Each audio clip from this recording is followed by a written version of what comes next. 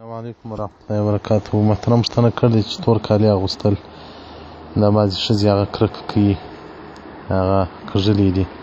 محترمه شرعة الاسلام صفحه 285 فصل فی سنن اللباس هغه وایي د نارینه‌وو دپاره هغه خړ رنګ و تور رنګ و هغه زرغون رنګ دا پروا نه لري، روا دي، جواز دی. خو ښه یې سپین رنګ دی چې د ژوند لباس هم باید سپین کالي سي او د اخرنۍ لباس چې د قبر دی هغه هم سپین کالي دي.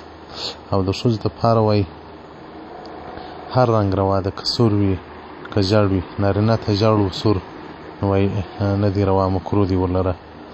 نو محترمه تور رنګ استعمال کې هېڅ پروا نشته. د رسول الله صلی الله علیه وسلم نه ګوته مبارک توره وله او ګوټونه موزې مبارک یې تورې ولې. او پاته دغه د ښځو کرک پښتانه خو اوس داسې وي لکه یهود دا کرک خو له یهودو راچوره. د رسول الله صلی الله علیه وسلم وایي تاسې کرکه مه کوئ، تاسې تفاول کوئ، نیکپالي کوئ، بدفالي مه کوئ. رسول الله صلی الله علیه وسلم نیکپالي کوئ. موږ په دغه بدو خوا باندې زور دی.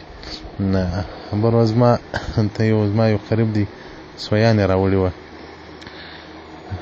نو دا کلي څخه یو ښځه راغلې ور وویل مولوي صاحب هم سویان کوي، دا خو سړی نه کوي، وایرس کې کمیږي. مال موږ په دغه نیت راوړی دی چې خدای به مو رزق ډېر کړي. خو رسول الله صلی الله علیه وسلم وایي نیکپالي کوئ، بدفالي مه کوئ. هغه مې وایي کینې رزق هم ډېر سوی دی په دې دغه کې چې سویان راغلي دي. اختره مې نه درلودې، خدای هغه اختره یې هم را پیدا کړي. نو محترمینو دا بدفالي مه کوئ، نیکپالي وکړئ. الله دې موږ د بدفالیو څخه وساتي. السلام علیکم ورحمت الله وبرکاته.